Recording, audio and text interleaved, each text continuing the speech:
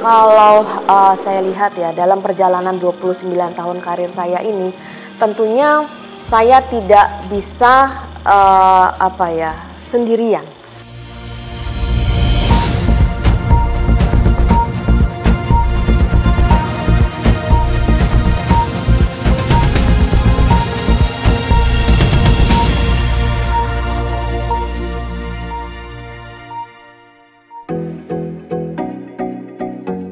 Hai insan KB, selamat pagi, salam sehat selalu. Perkenalkan, nama saya Berti Argiantari dan saya saat ini ada di PT Mostrans Global Digilog sebagai CEO. Awal mula karir saya di Kalbe itu di tahun 1994. Jadi ketika itu saya datang dari Yogyakarta sebagai fresh graduate. Ya, jadi Kalbe itu merupakan perusahaan pertama saya bekerja hingga saat ini sampai di tahun 2023 ini. Jadi kalau di total itu sudah 29 tahun saya berada di sini.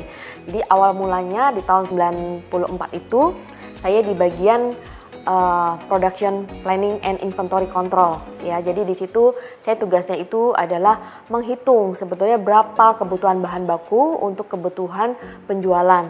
Nah, itu di situ saya belajar banyak sekali ya mengenai manajemen ya, bagaimana kita mengelola persediaan itu untuk tingkat yang optimal tapi juga bisa menjaga pemenuhan terhadap penjualan. Nah, setelah itu saya 3 tahun di bagian PPIC ini. Kemudian saya beralih ke bagian import. Nah, di bagian import ini juga sangat menarik karena saya jadi belajar banyak mengenai internasional logistik ya. Jadi waktu itu kita berhubungan dengan freight forwarder, dengan shipping line, dengan supplier dari luar negeri. Jadi betul-betul waktu itu dunia yang sangat baru ya. Di situ saya sekitar 2 tahun. Nah, setelah itu saya dipindah nih ke anak perusahaan ya, namanya PT Hex Farm Jaya. Jadi waktu itu Hex Farm pabriknya masih di Cipanas ya. Jadi kalau kita ke daerah Cipanas itu waktu itu kalau pagi itu ada kabut, sore itu juga kabut turun, itu sangat menarik sekali ya pabrik di sana. Nah, itu berjalan selama 8 tahun. Waktu itu saya handle untuk pembeliannya dan juga untuk PPIC-nya. Nah, setelah itu saya kemudian beralih lagi nih, saya ke Kalbe Pharma. Waktu itu kita untuk setup yang namanya Central Procurement. Jadi sebetulnya cikal bakal dari Central Procurement itu waktu itu saya juga ada di sana. Nah, berjalan sekian lama hingga waktu itu di tahun 2012 ya, saya ingat sekali waktu itu saya diminta untuk belajar ya, belajar ke yang namanya logistik. Nah, waktu itu sempat terjadi, waduh apa iya bisa ya, karena saya itu kan sebetulnya tadi backgroundnya itu ada di area manufacturing, lebih banyak untuk handle supply. Nah, kemudian saya harus beralih ke yang lain lagi nih ya, ke dunia yang adanya di downstream. Kalau tadi adanya di supply di upstream, sekarang saya harus ke downstream yang which is sebenarnya saya mulai dari nol. Nah, tapi waktu itu saya berpikir bahwa kalau saya ingin belajar yang namanya supply chain, rantai pasok, itu saya harus tahu tuh sebetulnya secara end to end ya, kita bilangnya seperti itu. Jadi kalau tadinya saya hanya taunya di supply, itu sebetulnya kurang kuat. Saya harus juga bisa belajar mengenai yang ada di downstreamnya, which is itu adalah area logistik and distribution. Sehingga waktu itu kesempatan yang menarik ini akhirnya saya ambil ya kan, karena dari situ saya tahu bahwa saya akan banyak sekali mendapatkan pembelajaran yang tentunya akan bisa saya gunakan untuk kemudian ilmu ini ya, untuk kemudian saya berkontribusi lebih lagi pada perusahaan. Setelah itu saya juga melihat bahwa di logistik ini banyak sekali yang kita bisa sebetulnya berkontribusi di sana ya. Dunia logistik itu sangat luas, di situ ada transportation, warehousing ya. Dan kemudian juga ternyata di situ juga waktu itu saya diperkenalkan dengan yang namanya digitalisasi ya. Sehingga waktu itu kita aktif di dalam proyek-proyek yang terkait digitalisasi, dan disitulah juga yang namanya Mostrans itu waktu itu dilahirkan, sehingga Mostrans itu kemudian bisa berkembang menjadi sebuah perusahaan yang mandiri ya, entity yang terpisah, dan menjadi sekarang yang kita kenal ya, Mostrans Global Digilog.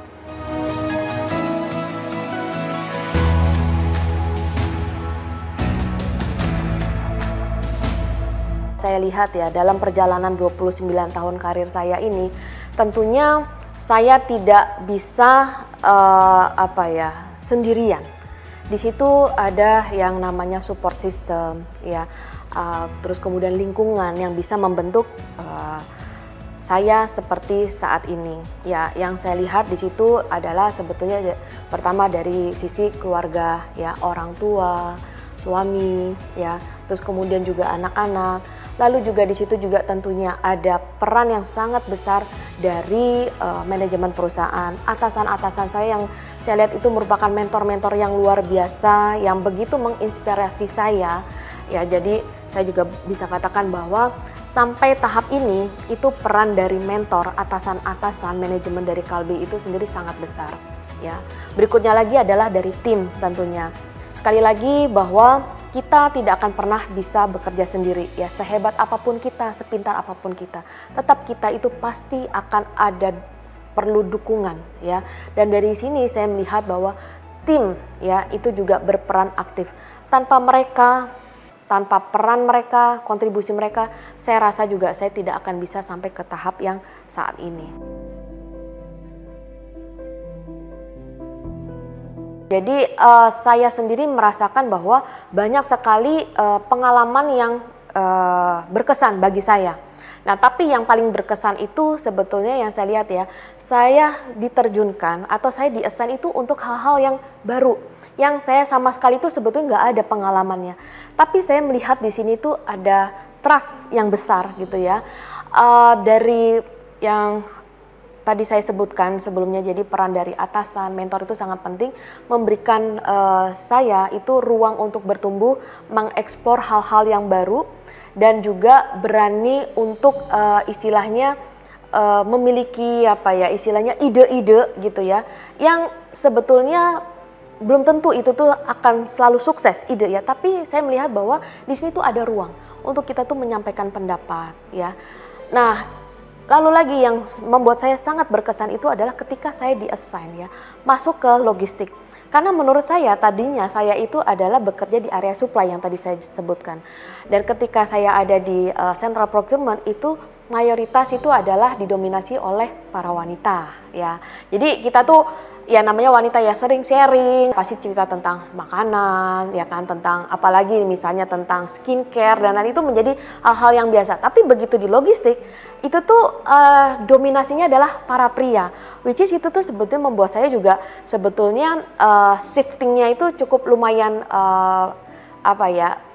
signifikan. Ya, ketika harus shifting bagaimana berada di tim yang majority itu wanita, kemudian di tim yang majority itu pria. Nah, tentunya juga ini sebetulnya perlu adaptasi ya dari diri saya sendiri gitu ya untuk bisa diterima. Karena kan bagaimanapun belum tentu mudah juga gitu ya. Kita wanita berada di lingkungan yang satu dari sisi pekerjaannya sendiri kita juga masih sangat istilahnya baru ya. Karena logistik ini kan sangat luas seperti yang tadi saya jelaskan, saya juga belum tahu apa-apa ketika itu, tapi yang membuat saya itu sangat terkesan adalah saya dipercaya untuk memimpin tim dengan pengetahuan yang masih sangat minim ya. Tapi ya karena saya diberi ruang untuk bertumbuh, untuk belajar, ya akhirnya saya juga termotivasi ya untuk membuktikan ya bahwa saya juga bisa loh maksudnya beradaptasi, berkontribusi, yang menurut saya ya ini peran dari yang tadi saya katakan ya, peran dari manajemen, atasan dan juga tim yang bisa memberikan saya untuk ruang dan juga kesempatan untuk saya bisa berkontribusi. Yang saya lihat bagaimana caranya kita untuk memanage tim, kemudian kita juga membangun tim yang solid. Nah, tentunya memang saya juga melihat bahwa saya banyak belajar juga ya.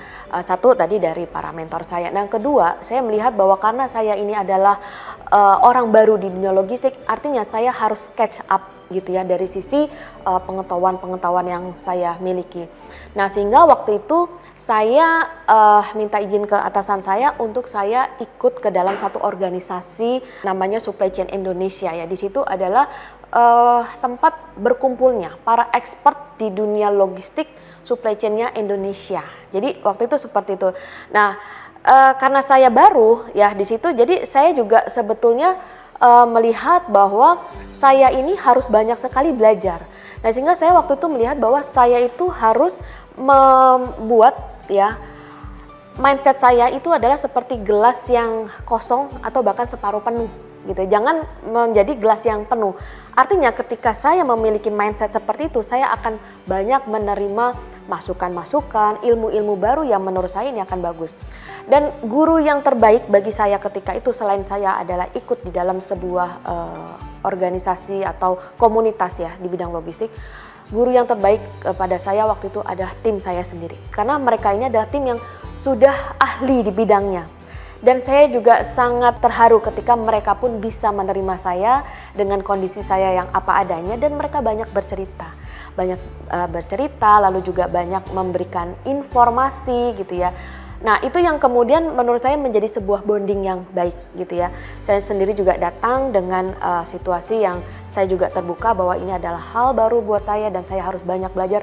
Tapi mereka sendiri juga memberikan masukan-masukan, memberikan sharing-sharing yang menurut saya itu sangat bermanfaat. Jadi ketika itu saya banyak melakukan diskusi-diskusi dan kita melakukan beberapa perbaikan-perbaikan proses, dan itu semuanya karena teamwork yang kuat ya, sehingga ketika itu tim logistik bisa dikatakan bahwa menjadi tim yang banyak meluncurkan ide-ide baru. Bahkan salah satunya ini adalah Mosran seperti yang kita tahu sekarang, itu adalah sebetulnya lahir dari tim logistik itu sendiri ya. Kita waktu itu diskusi bagaimana kita membuat solusi-solusi bagi permasalahan kita yang sehari-hari, dan kita come up dengan satu ide, dan ternyata ide ini bisa berkembang dengan cepat gitu ya, dan diterima. Bahkan kita juga mengikuti ajang konvensi beberapa kali, dan Mosran juga pernah menjadi pemenangnya. Dan menurut saya itu adalah lahir dari tim yang solid, tim yang kuat ya, dan mereka ini sendiri juga sangat semangat untuk memberikan ide-ide baru di setiap tahunnya. Jadi saya rasa itu yang membuat istilahnya tim ini juga sebetulnya bisa maju ya. Nah, bahkan kalau boleh sedikit saya bercerita sebetulnya apa yang saya pelajari dari logistik ini ya, kemudian saya juga coba kopikan ke dalam timnya Mosran. Jadi Mosran ini kan sebetulnya banyak tim yang baru ya. Kalau kita lihat mungkin umur-umurnya itu range-nya itu antara 21 sampai dengan 26 lah, dimana mereka ini sebetulnya banyak anak-anak fresh graduate. Nah, saya melihat diri saya waktu itu ya, ketika saya fresh graduate itu tuh sebetulnya ya, yang paling menancap di pikiran anak baru itu adalah bagaimana leader itu memperlakukan mereka. Bagaimana leader ini bisa menjadi sosok pengajar juga ya, jadi tidak hanya memberikan instruksi, tapi bagaimana juga meletakkan fundamental bagi anak-anak baru ini. Itu yang saya rasakan. Nah, itulah sebetulnya saya juga tularkan ke dalam tim Mosran. Jadi kita sendiri di sini membangun tim itu berdasarkan fundamental. Kita bangun kultur ya, karena kultur inilah yang akan menentukan mereka menjadi pijakan mereka untuk masa depannya. Saya melihat bahwa di Kalbe ini kita ini didorong ya kan untuk berkolaborasi, bersinergi ya, karena itu adalah menjadi sebuah kekuatan. Kalau kita bekerjanya itu sendiri-sendiri, itu artinya kita ini tidak akan bisa menghasilkan suatu hasil yang akan maksimal. Karena kita melakukannya sendiri-sendiri, ya kan? Tapi apabila kita berkolaborasi, itu kita akan mendapatkan satu kekuatan dengan sinergi juga, ya.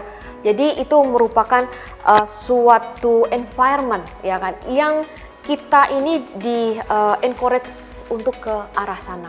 Ya, contohnya Mosran sendiri bagaimana? Nah, kita sendiri di dalam Mosran ini juga kita selalu mendorong tim untuk berkolaborasi. Interconnectedness-nya ini harus terjadi ya. Bahkan di Mosran sendiri kita juga untuk mengakselerasi bisnisnya, kita harus menggandeng strategic partner yang memiliki kompetensi, expertise yang bisa melengkapi Mosran. Dengan seperti itu, maka kekuatan ekosistemnya ini akan menjadi lebih bagus dibandingkan kalau misalnya kita bekerja sendiri. Nah, itulah yang saya pelajari dari Kalbe ya, bagaimana kita ini bisa membangun sebuah kolaborasi yang kuat untuk bisa memberikan kontribusi yang maksimal, tidak hanya bagi Kalbe, bagi ekosistem, tapi juga bagi Indonesia. Ya, saya di Kalbe ini sangat bersyukur saya memiliki mentor leader yang luar biasa ya. Mentor-mentor saya ini yang kemudian membawa saya ke keadaan seperti sekarang ini, yaitu Bapak Pre Agusta. Ya, Bapak Pre Agusta ini terus terang waktu itu menjadi teman diskusi yang asik, ya kan. Karena kebetulan juga kami memiliki hobi yang sama, yaitu musik. Bahkan waktu itu kami pernah dalam satu grup band yang sama. Jadi kita ini dari panggung ke panggung, ya. Pak Pre main drum, main gitar, saya main keyboard, main biola. Nah, kebetulan memang ada apa ya istilahnya hobi yang sama. Dan sebetulnya kenapa saya menjadi dosen seperti sekarang, kemudian saya melanjutkan S3 itu sebetulnya peran dari Pak Pre sangat besar. Pak Pre waktu itu mendorong, menginspirasi, ya kan. Udah ambil aja S3 gitu kan. Walaupun saya sambil mikir bisa nggak ya, berapa lama saya sourcing informasi, ya 5 tahun. Aduh, 5 tahun kayaknya SD 6 tahun aja udah lama banget, S2 2 tahun aja udah lama. Ini 5 tahun, tapi anyway sekali lagi karena purpose of love yang kuat. Terus juga dorongan, motivasi ya kan dari atasan, dari keluarga, akhirnya bisa mencapai itu semua. Akhirnya bisa lulus ya dengan waktu 3,5 tahun waktu itu untuk S3-nya. Lalu juga Pak Stanley, terima kasih juga kepada Pak Stanley sebesar-besarnya. Jadi Pak Stanley juga waktu itu yang memotivasi saya juga ketika saya juga mengutarakan keinginan saya untuk melanjutkan sekolah lagi. Jadi Pak Stanley itu juga merupakan teman diskusi yang menyenangkan. Kita banyak diskusi mengenai hal terkait dengan rantai pasok dan lain-lain, dan juga mendorong saya terus ya untuk selalu istilahnya mengambil tantangan-tantangan yang ada. Dan trust yang diberikan kepada saya juga sangatlah besar ya, sehingga saya bisa menjalankan tugas-tugas saya dengan istilahnya dengan lancar ya, karena memang support dari atasan itu saya rasakan sangat besar. Lalu dari Pak Joni Hartono ketika saya pindah ke Ensafal, ya waktu itu Pak Joni yang istilahnya kamu di logistik deh gitu kan. Walaupun saya waktu itu bertanya-tanya apa bisa, saya kan satu nggak punya pengalaman, yang kedua saya wanita, sementara timnya itu sebetulnya mayoritas laki-laki. Tapi Pak Joni ketika itu meyakinkan, udah nggak apa-apa, ya kan, kamu di sini gitu kan. Jadi saya juga merasa, aduh saya tuh diberi sebuah tantangan sekaligus sebuah trust yang demikian besar ya. Dari Pak Joni ini juga saya belajar mengenai leadership yang baik ya, terus kemudian yang humble, yang dekat dengan timnya ya. Jadi bagaimana kita bisa engage dengan tim yang baik itu sebenarnya saya banyak dapatkan pelajaran dari Pak Joni. Yang kedua, saya ditugaskan untuk masuk ke dalam digital project. Sekali lagi saya juga katakan bahwa ini hal yang baru bagi saya, tapi trust yang diberikan, lalu juga ruang untuk saya bertumbuh gitu ya, itu juga luas sekali ya. Yang saya katakan bahwa di sini adalah suatu bentuk ya penghargaan, reward bagi saya, yang saya katakan bahwa ini tidak akan pernah saya lupakan ya sampai kapanpun. Berikutnya lagi ada Pak Patrick ya, yang merupakan mentor saya berikutnya. Ini juga berperan sangat banyak sekali lagi sama ya, jadi memberikan ruang untuk saya bertumbuh. Bahkan ketika saya melanjutkan S3 tersebut, dalam kurun waktu 3,5 tahun tersebut juga saya banyak berdiskusi juga dengan Pak Patrick ya. Jadi dari proyek-proyek yang saya jalankan, lalu juga dari peran-peran yang saya harus jalankan sebagai mahasiswa, itu juga saya komunikasikan dengan Pak Patrick, dan beliau sangat mendukung ya apa yang sedang saya coba jalankan. Dan juga dari Pak Patrick saya banyak mendapatkan pembelajaran bagaimana seorang leader itu harus bisa mendengarkan dengan baik ya. Jadi saya banyak sekali berdiskusi ya dengan mentor-mentor saya ini, dan saya bersyukur bahwa mereka menuntun saya ya kan untuk meraih ya kan achievement ya kan, yang ternyata itu merupakan milestone saya untuk mencapai tahap berikutnya lagi.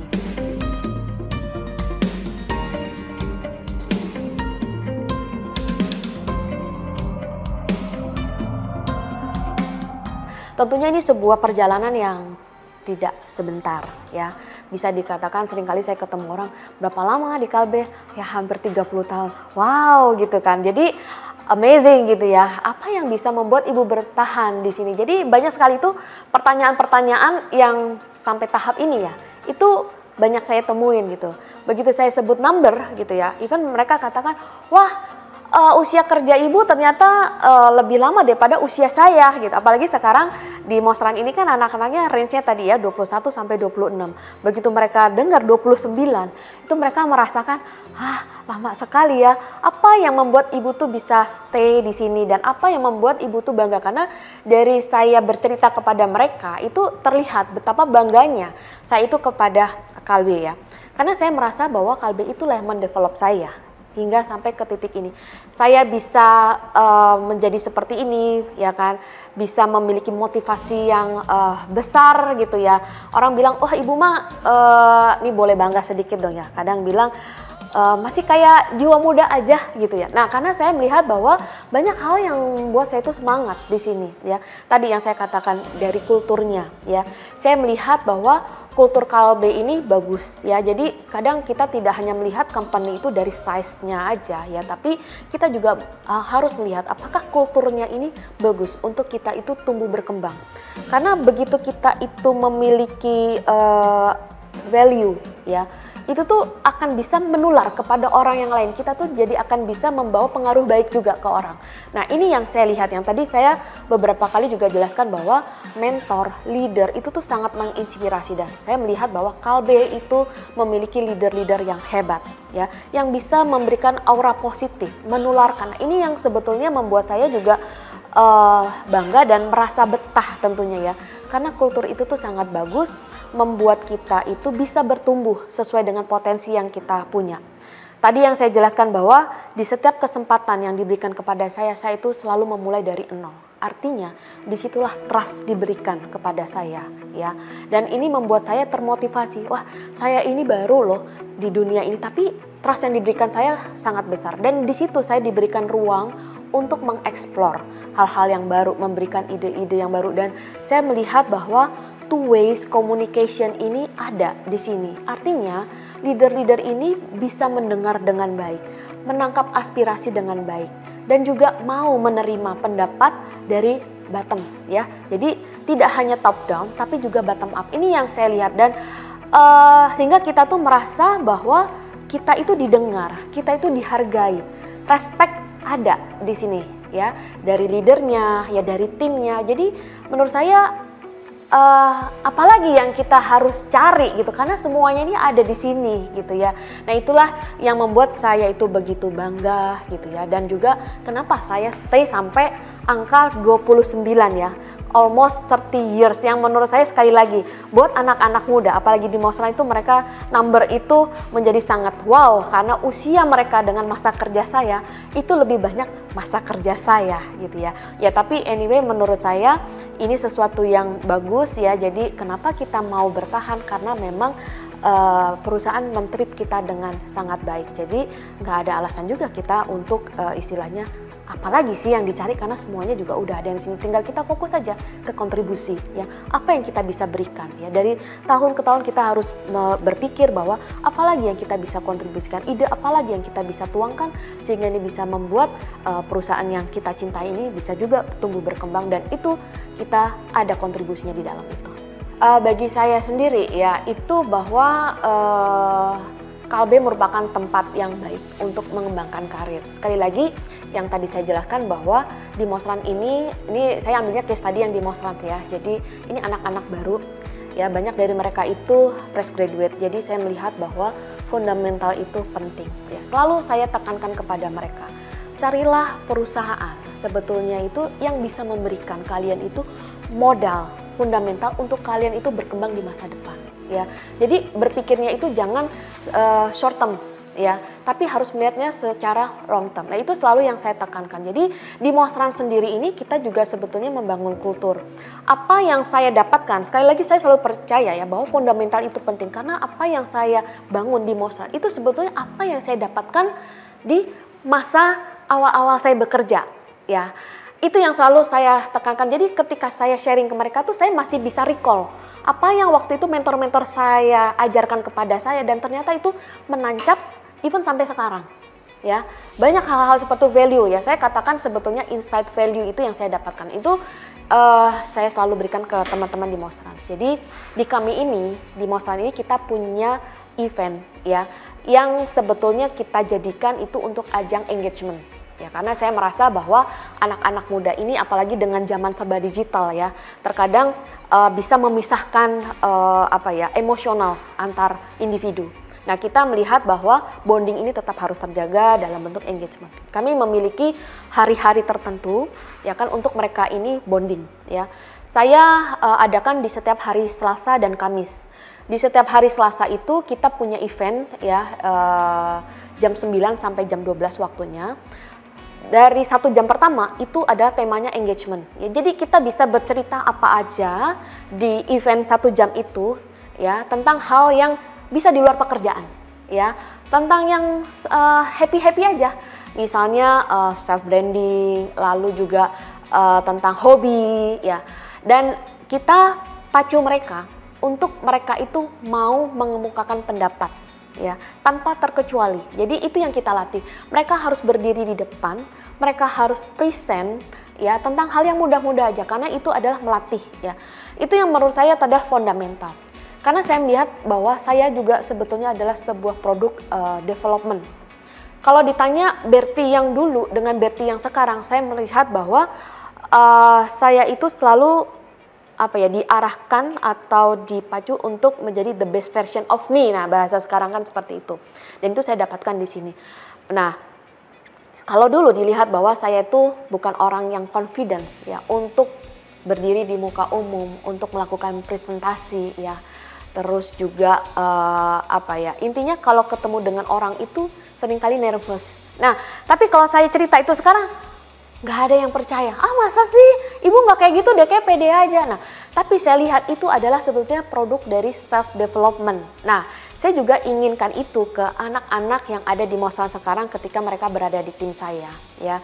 Jadi mereka dilatih untuk speak up, untuk menyampaikan pendapat, karena menurut saya itu adalah penting banget. Bagaimana mereka itu bisa menuangkan idenya, menyampaikan idenya dengan cara yang baik. Itu harus latihan ya. Jadi saya sebetulnya sangat orang yang proses based banget ya. Jadi saya itu sangat melihat proses journey, dan itu semuanya bisa dilatih. Di dalam apa? Di dalam sebuah perusahaan yang bisa mengakomodasi itu. Ya, itu sebetulnya saya lihat ada di Kalbe ya, sebuah proses. Nah, kemudian balik lagi ke dalam yang tadi event. Yang event kedua di sini itu adalah event kita sebutnya adalah Coffee Morning. Di situ teman-teman di encourage untuk menyampaikan pendapatnya, masalahnya. Kalau yang tadi di 1 jam pertama itu adalah hal-hal yang ringan-ringan, ya kan. Yang kedua ini adalah sudah masuk ke konteks pekerjaan, tapi kita kemas sedemikian rupa supaya mereka itu enjoy untuk mengemukakan pendapatnya, masalahnya, dan bisa ditanggapi oleh tim yang lain. Jadi kita melihat bahwa ketika ada satu masalah itu sebetulnya problem itu tidak akan bisa diselesaikan oleh tim itu sendiri. Harus ada kolaborasi dari departemen lain. Itu adanya di hari Selasa. Jadi kita dorong mereka untuk kolaborasi, alignment untuk solusi atas masalah yang ada di mereka. Nah, karena kita itu bergerak di bidang digital, tentunya kita harus catch up juga dong dengan adanya teknologi. Nah, ini kita luangkan waktu kita itu di setiap hari Kamis. Hari Kamis itu kita adalah hari teknologi, jadi kita bekerja sama dengan corporate data management maupun corporate digital ya. Ini untuk membangun awareness terhadap teknologi, bagaimana kita catch up dengan teknologi terkini untuk kita tuh bisa menjadi problem solver bagi konsumen-konsumen kami. Nah, ini yang kita selalu bangun. Menurut saya, Bu Berti itu orangnya yang sangat gaul banget dan bisa masuk gitu ke anak-anak. Karena ibu tuh orangnya friendly banget. Nah, ibu tuh kalau misalnya lagi ngobrol sama kita, kesannya tuh bukan kayak lagi ngobrol sama atasan, tapi kesannya tuh kayak ngobrol sama ibu sendiri. Jadi memang ambisi Bu Berti itu membawa Mostran sebagai startup itu adalah perusahaan yang kompeten dan juga nomor 1 di Indonesia di bidang digital logistik. Nah, terus ibu itu adalah seorang yang open-minded. Nah, jadi ibu itu terbuka dalam hal-hal baru di dunia, khususnya dunia logistik. Jadi kalau kita ngobrol sama Bu Berti, kalau kita ngelihat dari pengalamannya di bidang supply chain, tapi kalau kita ngomong di bidang lain, khususnya startup, ibu itu sangat mengerti. Jadi dia sangat open-minded. Bagi saya, tim yang solid ya itu sangat dibutuhkan untuk kita bisa mencapai prestasi yang kita inginkan. Nah, Saya melihat bahwa di sini ada 3 aspek ya yang perlu dilihat bagaimana untuk membangun tim yang solid. Yang pertama yaitu dari sisi people-nya itu sendiri ya.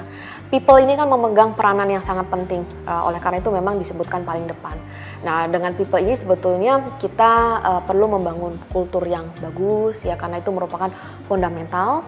Yang berikutnya lagi adalah kita juga berlandaskan pada core value. Jadi kultur yang dilandaskan kepada core value saya rasa itu sangat bagus sekali, dan people ini ya kan ini harus terus didorong ya, bagaimana supaya mereka ini memiliki growth mindset yang baik, karena saya sangat percaya dengan growth mindset itu tentunya para tim ini akan terus didorong untuk selalu meningkatkan kompetensinya ya. Mereka sendiri juga akan termotivasi ya dari diri mereka sendiri untuk terus belajar, untuk berpikir bagaimana mereka ini bisa berinovasi ya, keluar dari comfort zone-nya.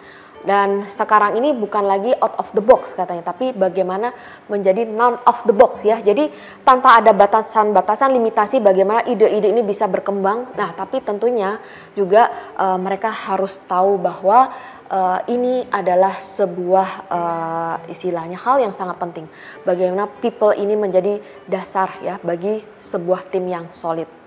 Nah, berikutnya lagi adalah proses. Nah, proses ini kita juga harus bangun ya, supaya timnya ini menjadi tim yang solid dan mencapai prestasi. Proses yang seperti apa sih? Nah, tentunya adalah yang customer oriented. Jadi kita juga harus selalu mendengar apa yang menjadi keinginan, needs-nya customer ya. Customer itu kan sebetulnya bisa 2, customer internal dan customer juga eksternal ya. Nah, ini kalau semuanya bisa sinergi, bisa align, saya rasa proses yang kita hasilkan ini akan bagus ya, customer oriented, lalu juga proses yang seamless dan lean. Nah, kalau ini semuanya berjalan, komunikasi ini berjalan, prosesnya bagus, nah itu sebetulnya friksi-friksi antar tim ini juga akan bisa terreduksi ya. Jadi komunikasi tentunya akan bagus, karena apa? Semuanya ini mengalir ya. Kita juga selalu berlandaskan kepada apa yang menjadi istilahnya keinginan dan requirement dari customer, baik eksternal maupun internal. Berikutnya lagi adalah sebetulnya peran dari teknologi. Kita lihat bahwa teknologi ini sekarang sudah menjadi bagian dari kehidupan kita. Nah, dengan teknologi ini kan sebetulnya bisa mempermudah kita berkomunikasi ya. Lalu juga bagaimana kita membangun teknologi yang betul-betul bisa menjadi problem solver bagi customer kita ya. Nah, dari 3 ini tentunya akan menjadi satu rangkaian ya, supaya kita juga bisa mencapai prestasi. Kita semuanya bekerja berdasarkan tim ya. Itu juga sebetulnya menjadi salah satu core value kita, tentunya interconnectedness ya. Jadi dengan cara itu saya rasa kita bisa menjadi tim yang kuat. Ya, dengan tim yang kuat saya rasa kita bisa menghasilkan suatu ide yang cemerlang ya, dan memiliki sense of belonging yang tinggi, dan kemudian kita bisa berprestasi. Saya rasa buat teman-teman yang masih muda-muda ini, ayo ya kita sama-sama ya berani mengemukakan pendapat ya, berani mengeluarkan ide, lalu juga percaya diri. Nah, siapa tahu ide kita itu kemudian bisa menjadi solusi ya, tidak hanya bagi Kalbe tapi juga bagi ekosistem ya. Kemudian kita jual lagi idenya, ternyata kita bisa mendapatkan strategic investor untuk membuat ya ide ini menjadi berkembang dan bahkan bisa menjadi solusi nasional ya. Ya kenapa enggak? Mulai dari mana? Mulai dari ide yang kita ada sekarang. Support keluarga ini sangat besar sekali perannya tentunya, apalagi kita sebagai wanita ya, tentunya juga pernah lah mengalami sebuah masa-masa yang dilematis seperti itu ya. Jadi saya bersyukur bahwa saya memiliki keluarga yang sangat support ya, baik dari orang tua ya kan, terus kemudian suami dan juga anak-anak ya. Tapi memang itu harus kita komunikasikan juga apa yang menjadi cita-cita kita gitu ya, karena kan butuh komitmen juga ya, terutama dari pasangan kita nih ya kan, karena kan bagi wanita bekerja pasti waktunya juga akan terbagi ya. Ada tentang pekerjaan, tentunya kita juga harus kontribusi kepada perusahaan, ada target-target yang harus kita penuhi, tapi di sisi lain juga tentunya ada tuntutan-tuntutan dari keluarga yang itu tidak bisa kita pungkiri juga ya. Jadi menurut saya perlu support dan perlu komitmen, dan juga perlu kita komunikasikan apa yang menjadi cita-cita kita ya. Tanpa itu semua saya rasa akan sulit ya bagi seorang wanita untuk berkembang secara bersamaan antara keluarga, karir, ya.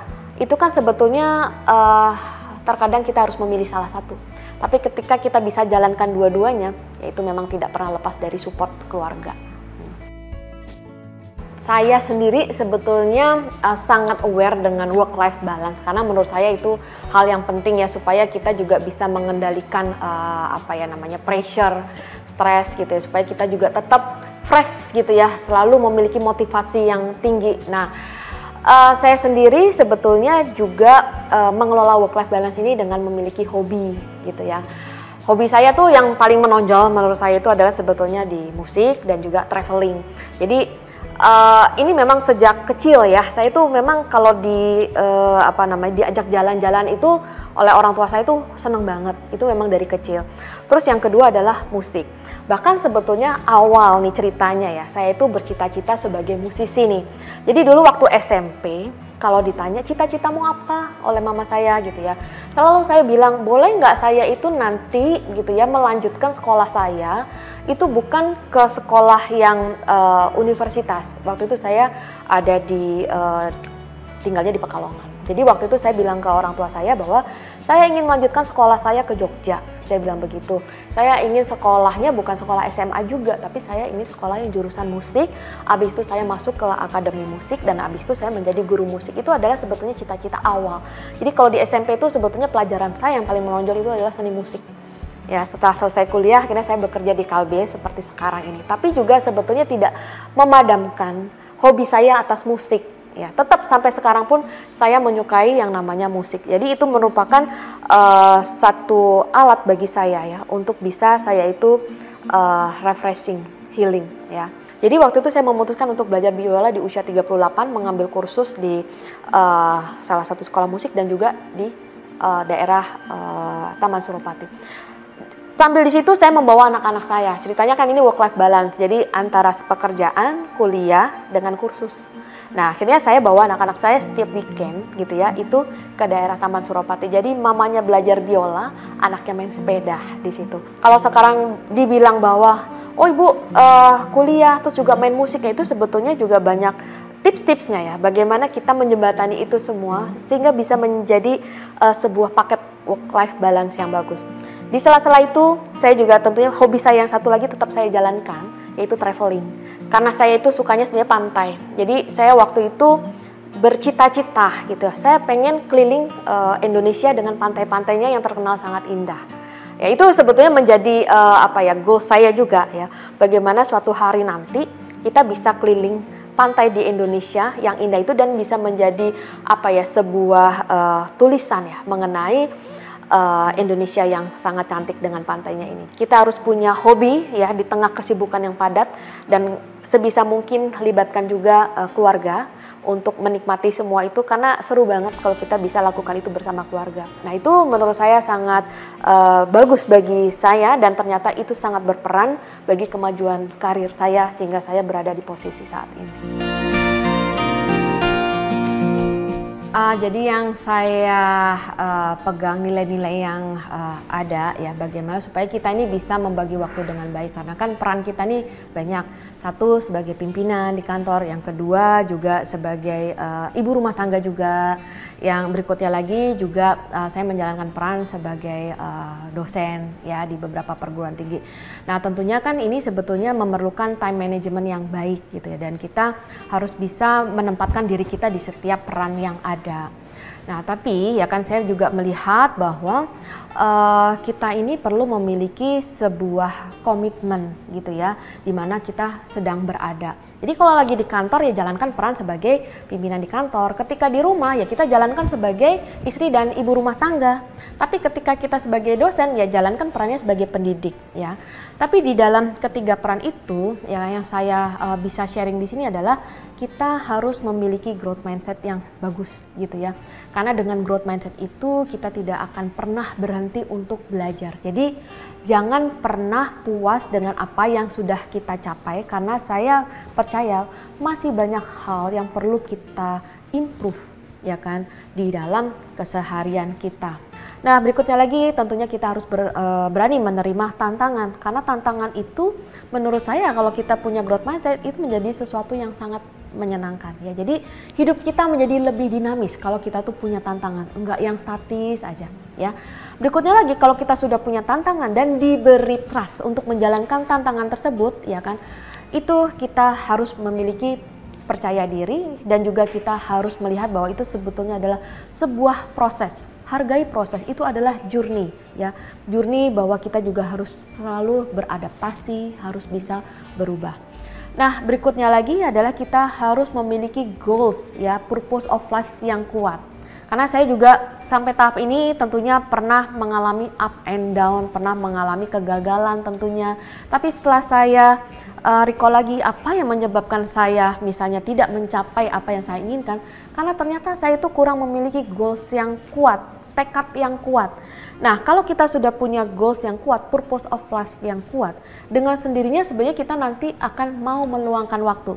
Seringkali yang menjadi musuh terbesar kita untuk meraih goals itu adalah seringkali kita merasa bahwa aduh saya nggak punya waktu. Terus yang kedua juga saya sepertinya nggak mampu. Nah, itu sebetulnya adalah musuh terbesar. Artinya kalau kita sudah memiliki goals yang kuat, otomatis waktu akan tersedia. Karena apa? Kita berani melakukan investment di sana dalam hal waktu ya. Karena saya melihat bahwa sebetulnya terkadang untuk mencapai tujuan yang kita inginkan itu sebetulnya tidak selamanya kita akan berada di zona yang membuat kita struggle. Ya, contohnya ketika saya belajar S2 maupun S3, saya waktu itu tentunya juga mengalami dilematis yang sangat besar. Bisa nggak ya bagi waktunya? Duh, nanti ini gimana? Jadi banyak sekali sebetulnya pikiran-pikiran yang mempertanyakan apakah saya bisa, apakah saya kemudian mampu sampai ke garis finish. Nah, ternyata dengan goals yang kuat ini, kemudian tentunya kita akan memiliki komitmen ya, dan saya yakin akan bisa mencapai tujuan itu dengan purpose of life yang kuat. Selama perjalanan karir saya di Kalbe ini, saya bisa menggambarkan Kalbe dalam 3 kata. Yang pertama, inovatif. Yang kedua, inspiratif. Dan yang ketiga, kolaboratif. Sukses selalu untuk Kalbe.